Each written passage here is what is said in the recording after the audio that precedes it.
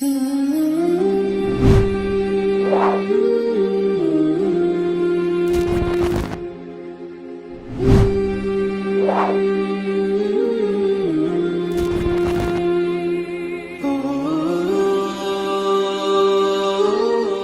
اللہ الرحمن الرحیم۔ مختصر القدوری کا چھٹا باب ہے کتاب الصلاۃ، سبق نمبر 12 میں خوش آمدید۔ آج کے سبق کے اندر ہم جماعت سے متعلقہ کچھ احکامات کو پڑھیں گے۔ عبارت دیکھ لیں، ترجمہ کرتے ہیں اور آخر میں اس کی تشریح کرتے ہیں۔ والجماعۃ سنۃ مؤکدۃ واول الناس بالامامۃ اعلمهم بالسنۃ فإن تساووا فاقرؤهم فإن تساووا فاورعهم فإن تساووا فأسنهم وينبغي للإمام ألا يطول بهم الصلاة ويكره للنساء أن يصلين وحدهن بجماعة فإن فعلن وقفت الإمامة وسطهن كالعراة ومن صلى مع واحد أقامه عن يمينه وإن كان اثنين تقدمهما ولا يجوز للرجال أن يقتدوا بامرأة أو صبي ويكره تقديم العبد والأعرابي والفاسق والأعمى وولد الزنا فَإِن تَقَدَّمُوا جَازَ۔ عبارت ہوگی، اس کا ترجمہ دیکھ لیں بھی تشریح کرتے ہیں۔ اور جماعت سنت موقدہ ہے، اور لوگوں میں سے زیادہ بہتر امامت کا وہ سنت کو زیادہ جاننے والا ہے، اور اگر اس میں برابر ہوں تو زیادہ اچھا پڑھنے والا ہے، اور اگر اس میں برابر ہوں تو زیادہ اللہ سے ڈرنے والا ہے، اور اگر اس میں برابر ہوں تو زیادہ عمر والا ہے، اور مناسب ہے امام کے لیے کہ وہ نماز کو مقتدیوں کے ساتھ زیادہ لمبی نہ کرے، اور عورتوں کے لیے مکروہ ہے کہ وہ اکیلے جماعت کے ساتھ نماز پڑھیں، اور اگر وہ ایسا کریں تو امام ان میں درمیان میں کھڑی ہوگی جیسا کہ ننگے لوگ، اور جو شخص نماز پڑھے ایک کے ساتھ تو اس کو کھڑا کرے گا اپنے دائیں جانب، اور اگر دو ہوں تو ان دونوں سے مقدم ہوگا، اور جائز نہیں ہے مردوں کے لیے کہ وہ اقتداء کریں عورت کی یا بچے کی، اور مکروہ ہے غلام کو مقدم کرنا، اور دیہاتی کو مقدم کرنا، اور فاسق کو مقدم کرنا، اور اندھے کو مقدم کرنا، اور ولد زنا کو مقدم کرنا، اور اگر انہوں نے مقدم کر دیا تو جائز ہے۔ عبارت و ترجمہ ہو چکا ہے، اب چلتے ہیں اس کی تشریح کی طرف۔ پہلا مسئلہ حضرت نے یہ بیان فرمایا کہ جماعت کے ساتھ نماز پڑھنا یہ سنت موقدہ ہے۔ اکیلے نماز یہ بھی پڑھی جا سکتی ہے، نماز کا فرض ادا ہو جائے گا، لیکن یہ ایسی سنت ہے جس کی حدیث مبارکہ کے اندر بہت زیادہ تاکید آئی ہے، بلکہ ایک حدیث مبارک میں تو آپ صلی اللہ علیہ وسلم نے یہ بھی ارشاد فرمایا تھا جس کا مفہوم ہے کہ میرا دل کرتا ہے کہ میں کسی کو امامت کرنے کا حکم دوں، اور پھر میں ان لوگوں کے گھروں میں جاؤں جو جماعت کے ساتھ نماز پڑھنے کے لیے نہیں آتے ہیں، اور میں ان کو ان کے گھروں کے اندر جلا دوں۔ تو اتنی زیادہ اس کے اوپر وعید آئی ہے، اور اسی طرح جماعت کے ساتھ نماز پڑھنے کی بہت زیادہ فضائل بھی ذکر کیے گئے ہیں، تو اس لیے علماء نے ذکر کیا کہ نماز کو جماعت کے ساتھ پڑھنا یہ سنت موقدہ ہے۔ وَأَوَّلُ النَّاسِ بِالْإِمَامَةِ أَعْلَمُ بِالسُنَّةِ۔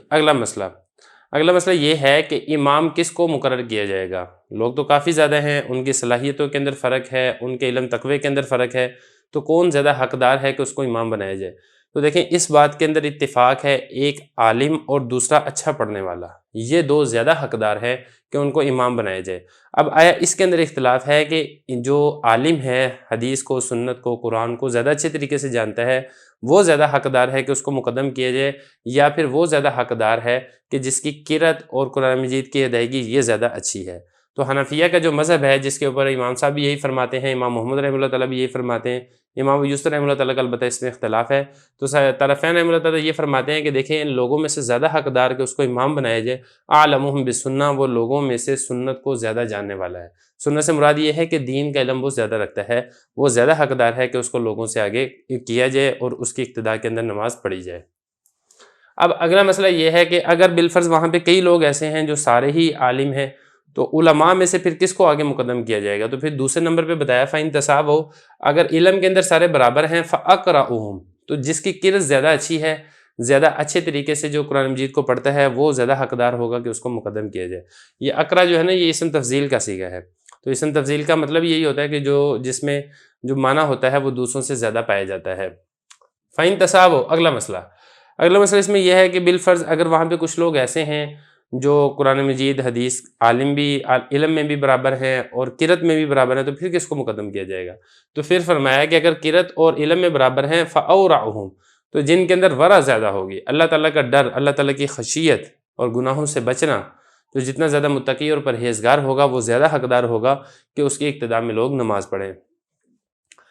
اس کے بعد اگلا مسئلہ یہاں پر یہ ذکر کیا کہ اگر بالفرض علم میں بھی برابر ہیں، تقوی میں بھی برابر ہے، قرت میں بھی برابر ہے، اب کس کو مقدم کیا جائے گا؟ تو آگے فرمایا اعلم فإن تساووا فأحسنهم، تو جس کی عمر زیادہ ہوگی تو اس کو مقدم کیا جائے گا۔ تو چونکہ اس کی عمر زیادہ ہے، اس کا تجربہ زیادہ ہے، پھر اس کے نامہ اعمال کے اندر نیکیاں زیادہ ہیں اور اس کے اندر ایک بزرگی ہے، تو لوگ اس کی اقتداء میں نماز پڑھنا پسند کریں گے، تو اس لیے اس کو ہی آگے بڑھایا جائے گا۔ یہ فرمایا فإن تساووا، اگر ان سب کے اندر برابر ہیں، علم میں بھی برابر ہیں اور اسی طریقے سے قرت میں بھی برابر ہیں، تقوی اور پرہیزگاری میں بھی برابر ہیں، تو پھر کیا احسنہم، احسن اس کا مطلب ہے زیادہ عمر والا۔ اس کے بعد آگے اگلا مسئلہ یہ بیان فرمایا وَيَنبَغِي لِلْإِمَامِ، اچھا اس میں ایک چیز کا تھوڑا سا فرق رہ گیا تھا، وہ یہ ہے کہ اصل میں یہاں سے نا یہ ایک لائن تھی، یہ والی یہاں تک یہ مجھ سے لکھنی رہ گئی تھی، وگرنہ اس میں یہ اصل یہاں کے بعد یہ والی لائن آتی ہے، تو میں نے اگر یہاں تک سارا لکھ لیا تو پھر مجھے یاد ہے کہ ایک لائن لکھنی رہ گئی تھی، تو اس لیے وہ میں نے نیچے لکھ لی ہے۔ بہرحال یہ والی اس لائن کی تشریح پہلے کر دیتے ہیں کتاب کے اعتبار سے، پھر اس کے بعد جو باقی ہے اس کی ہم تشریح کریں گے۔ آگے فرمایا کہ ایک غلام کو مقدم کرنا اور دیہاتی کو مقدم کرنا اور فاسق کو مقدم کرنا اور اندھے کو مقدم کرنا اور جو ولد زنا ہے، یعنی جس زنا کی پیدائش سے جو بچہ ہوا ہے، اس کو امام بنانے کے لیے آگے کرنا، یہ کیا ہے؟ یہ مکروہ ہے، البتہ اگر آگے کر دیا تو جائز ہے۔ یہ اگلا مسئلہ ہے کہ جو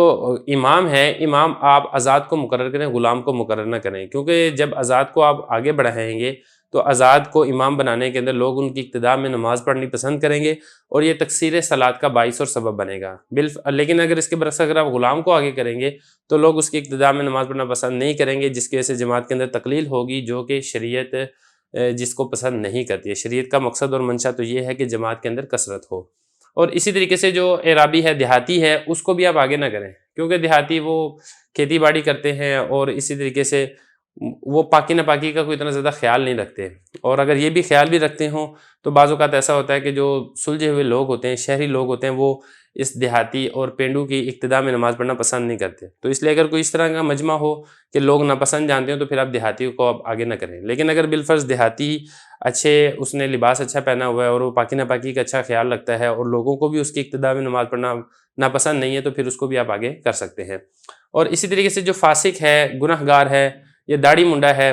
ایسے شخص کو بھی آپ آگے نہ کریں، کیونکہ جب آپ ایسے شخص کو آگے کریں گے تو ایک بہت بڑا ایک عظیم الشان منصب ہوتا ہے جماعت کا، اور اللہ تعالیٰ کی رحمت اترتی ہے، تو اس چیز کو پسند نہیں کیا گیا شریعت میں، کیونکہ جو فاسق ہوگا، گناہ گار ہوگا،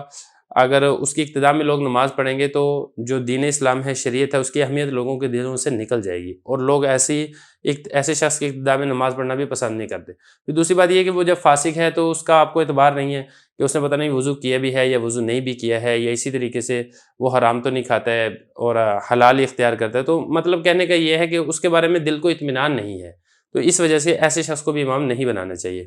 اور اسی طریقے سے جو اندھا ہے، تو اندھے کو بھی یہی مسئلہ ہوتا ہے کہ وہ اپنی پاکی ناپاکی کا بعض اوقات خیال نہیں رکھ پاتا، جس کی وجہ سے ایسے شخص کی اقتداء میں نماز پڑھنا یہ مکروہ ہے۔ لیکن اگر اندھا ایسا ہے جو خوب اچھے طریقے سے پاکی ناپاکی کا خیال رکھتا ہے اور لوگوں کو بھی اس کے پیچھے نماز پڑھنے میں کوئی اعتراض نہیں ہے، تو آپ اس کو بھی امام بنا سکتے ہیں۔ اور اسی طریقے سے جو ولد زنا ہے، ولد زنا کو بھی آپ امام نہ بنائیں، کیونکہ لوگوں کو ایسے شخص کی اقتداء میں نماز پڑھنا پسند نہیں ہے۔ ایسے شخص کو امامت بنانے کی صورت میں لوگ اس کے پیچھے نماز نہیں پڑھیں گے اور جماعت یہ کم ہو جائے گی، جو کہ شریعت جس کو پسند نہیں کرتی ہے۔ لیکن بالفرض اگر ان کو مقدم کر دیا اور ان کی اقتداء میں نماز پڑھ لی تو نماز ہوگی یا نہیں ہوگی؟ تو فرمایا جازہ، نماز جائز ہو جائے گی، آپ کے ذمہ سے فرض یہ ادا ہو جائے گا۔ یہ والا مسئلہ ہو گیا۔ اب آگے چلیں۔ وَيَنبَغِي لِلْإِمَامِ أَلَّا يُطَوِّلَ بِهِمُ الصَّلَاةَ، اگلا مسئلہ یہ ہے کہ امام کے لیے مناسب یہ ہے کہ وہ نماز کو زیادہ لمبی نہ کرے مقتدیوں کے ساتھ۔ جب آپ نماز پڑھ رہا ہے امام، تو امام نماز مختصر کرے، اور جو مستحب قرات ہے، اور مستحب قرات جیسے کہ آپ کو معلوم ہے طوال مفصل، اوساط مفصل اور قصار مفصل، تفصیل میں نہیں جاتا، آپ بہرحال اس کو چیک کر سکتے ہیں۔ تو نماز کے اندر ان کی قرات کرنی چاہیے، اور رکوع سجدے کو بھی بہت زیادہ لمبا نہیں کرنا چاہیے، کیونکہ لوگ تھکے ہوتے ہیں، تو اگر آپ نماز بہت زیادہ لمبی کریں گے تو لوگ مشقت کے اندر پڑ جائیں گے اور جماعت کم ہو سکتی ہے، جو کہ شریعت کو پسند نہیں ہے۔ اگلا مسئلہ یہ بیان فرمایا کہ عورتوں کے لیے مکروہ ہے کہ وہ اکیلی جماعت کے ساتھ نماز پڑھیں، یعنی عورت، ایک تو یہ نا کہ مرد جماعت کروا رہا ہے تو پیچھے عورتوں کی صف ہے، وہ نہیں، ایک یہ کہ عورتیں ہی ساری 8-10 عورتیں اکٹھی ہو کے جماعت کے ساتھ نماز پڑھ رہی ہیں، تو یہ چیز پسند نہیں ہے، مکروہ ہے۔ بالفرض اگر ایسے جماعت کے ساتھ نماز پڑھیں گی تو اس کا طریقہ یہ ہے کہ جو امام ہے وہ درمیان میں کھڑی ہوگی، صف کے درمیان میں، ایسے نہیں ہوگی جس طریقے سے مردوں کی جماعت ہوتی ہے امام آگے کھڑا ہوتا ہے، عورتوں کی جماعت کے اندر ایسا نہیں ہوگا۔ تو اس چیز کا خیال رکھنا آپ نے۔ تو فرمایا کہ مکروہ ہے یہ والی بات عورتوں کے لیے کہ وہ اکیلی جماعت کے ساتھ نماز پڑھے۔ فَإِنْ فعلنا، اور بالفرض اگر وہ جماعت کے ساتھ نماز پڑھتی ہیں، وقفت الامامۃ وسطہن، تو جو امامت ہے یعنی امام اس کی مونث ہے امامہ، جو ان میں سے جو امام ہے وہ ان کے درمیان میں کھڑی ہوگی، کالعراۃ، جیسا کہ ننگے لوگ۔ دیکھیں اگر ننگے لوگ ہیں تو جن کے پاس کپڑا نہیں ہے اور وہ جماعت کے ساتھ نماز پڑھ رہے ہیں تو پھر اس میں جو امام ہوگا نا وہ درمیان صف کے درمیان میں کھڑا ہوگا۔ وہ ایسا نہیں ہے کہ وہ آگے کھڑا ہوگا اور پیچھے سارے اس کی اقتداء میں کھڑے ہوئے، ایسے نہیں ہے، بلکہ صف کے درمیان میں کھڑا ہوگا اور وہ سارے مل کے اس طریقے سے نماز پڑھیں گے۔ اس کی وجہ یہ ہے کہ جب اس طریقے سے نماز پڑھیں گے تو اس میں سطر کی زیادہ پوشیدگی ہوتی ہے، اور جب آپ امام کو آگے کر دیں گے تو پھر وہ سطر کی پوشیدگی نہیں رہے گی، سطر کھل جائے گا، تو اس وجہ سے یہ پسند نہیں ہے۔ تو عورتوں کا بھی یہی مسئلہ ہے کہ عورتیں بھی جب جماعت کے ساتھ نماز پڑھیں تو امام درمیان میں کھڑی ہوگی، امام آگے نہیں کھڑی ہوگی۔ اگلا مسئلہ، ومن صلی مع واحد اقامہ یمینی، اور جو شخص کسی ایک کے ساتھ نماز پڑھ رہا ہے اس کو اپنے دائیں جانب کھڑا کرے۔ دیکھیں اگر دو شخص ہیں وہ جماعت کے ساتھ نماز پڑھ رہے ہیں تو امام کھڑا ہوگا اور امام اپنے دائیں جانب وہ اپنے ساتھ جو مقتدی ہے اس کو کھڑا کرے گا۔ اس میں ایک چیز کا خیال آپ نے یہ رکھنا ہے کہ جو ایڑی ہے، پاؤں کا پنجہ نہیں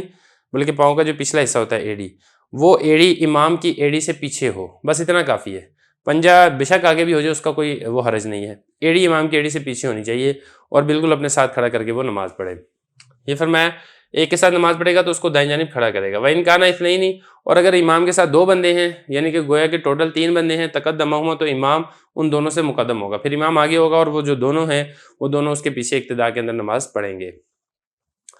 وَلَا يَجُوزُ لِلرِّجَالِ أَن يَقْتَدُوا بِامْرَأَةٍ وَصَبِيٍّ، اگلا مسئلہ یہ ہے کہ جو مرد ہیں، بالغ مرد ہیں، وہ عورت کی اقتداء میں نماز نہیں پڑھ سکتے، کہ جو ان کی امام ہے وہ عورت بن جائے، یا اسی طریقے سے جو ان کا امام ہے وہ نابالغ بچہ بن جائے، تو بالغ مرد کی نماز نابالغ بچے کے پیچھے نہیں ہوتی، اسی طریقے سے بالغ مرد کی نماز اور نابالغ بچے کی نماز بھی عورت کی اقتداء کے اندر نہیں ہوتی ہے۔ یہ کچھ مسائل ہم نے پڑھ لی ہیں، جماعت کے کچھ مسائل اور ہیں وہ ہم انشاءاللہ اگلے سبق کے اندر پڑھیں گے۔